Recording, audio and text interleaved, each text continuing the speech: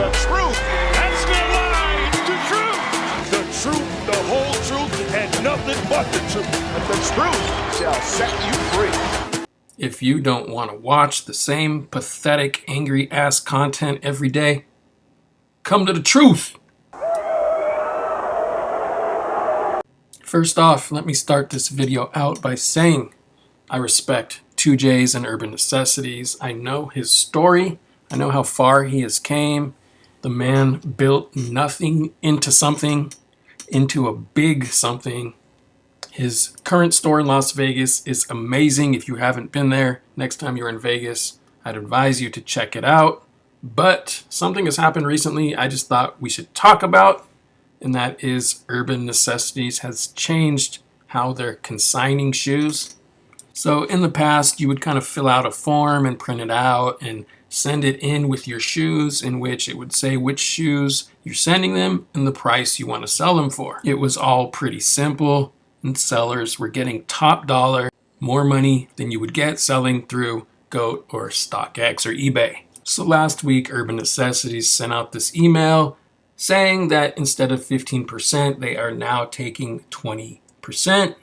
And a floor price of $45, which basically means if the shoe sale percentage does not give them $45, they're going to take $45 from the sale. As someone who has consigned with Urban Necessities, moving from 15 to 20% is not a big deal.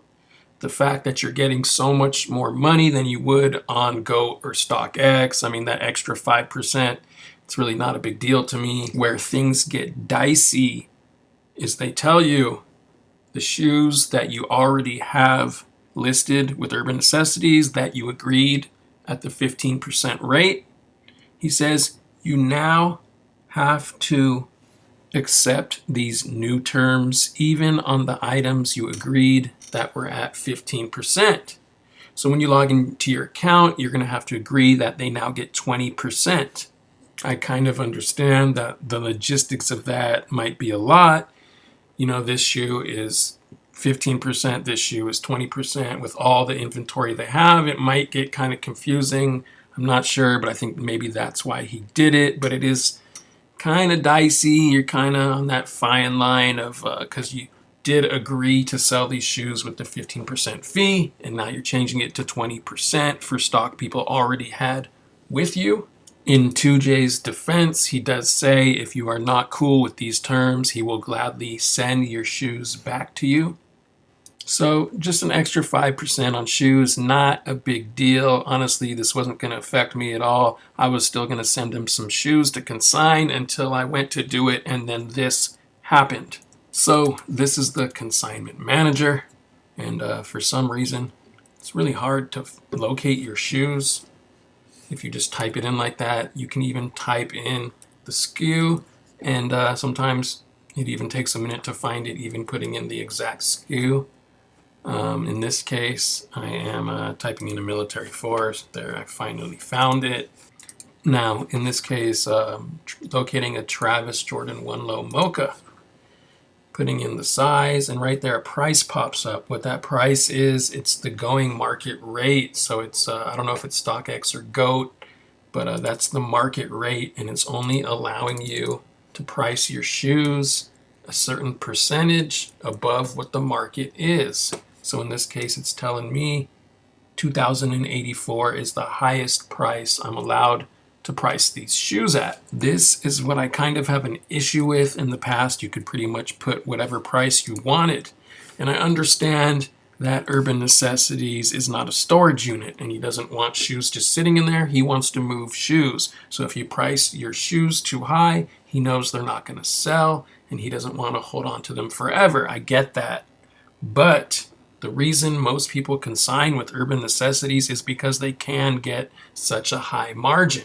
In order for me to consign my shoes at Urban Necessities, I have to fill out this form, pack up my shoes, pay for shipping, ship them to Las Vegas, and wait anywhere from 2 weeks to a month for Urban Necessities to put them into the system so they could go on the floor for sale. That's a long process. If I can get a similar amount of money from GOAT or StockX, why wouldn't I just use GOAT or StockX?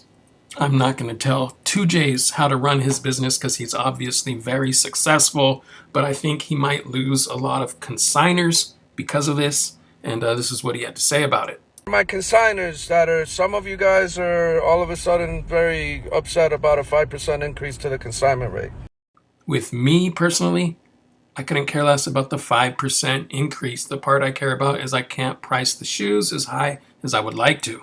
There's a thing in the world that happens called inflation. It's harder to get employees now more than ever, right? End of the day, reality is some of you guys are upset because now you're making 5% less, overlooking the fact that you've been overpricing your shoes for quite some time. And that little 15 to 20% margin that you think I'm making or not making or whatever you think, like that's got to cover rent and employees and the services we provide you. So if you can't respect that I'm trying to keep this business going and growing to sell faster for you, and you don't want to support the 5%, cool, go somewhere else. No bad feelings. Thank you for everything you've allowed me to do over the time for you. And thanks for helping me get my brand where I'm at. But, yo, changes have to happen. That's business. I respect yours. Respect mine. I don't know about that statement. What do you guys think? I think he was a little passive aggressive. I don't know if you should be talking to your consigners that way, because consigners are the reason you have a business. 2J's doesn't own any of the shoes in his store. It's all consignment. And once again, he keeps mentioning the 5% increase, but he fails to realize some people might not have a problem with that, but we do have a problem with not being able to sell our shoes as high as we once could. See, I know 2J's store is in Vegas. It's a really nice store. It's in an area next to high-end stores like Louis Vuitton, and people are spending money.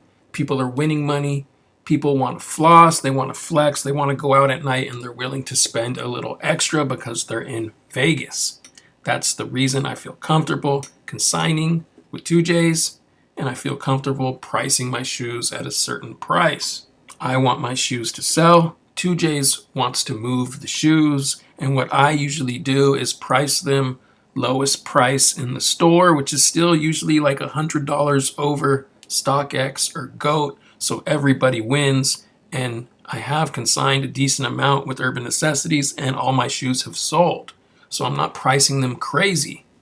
I understand 2J's doesn't want people pricing their shoes too high, and I don't know what the answer for that should be, but the way things are now, I know he's losing a lot of consigners. I've seen a lot of people talking about they're not going to be consigning with Urban Necessities any longer because they could get the same amount of money and get it quicker using StockX or GOAT. Urban Necessities also takes a really long time to pay you out. They send you an actual physical check when they pay you out, and to be honest, it really takes forever. So why would I do that when I could just sell on GOAT, have the money in my account within a week?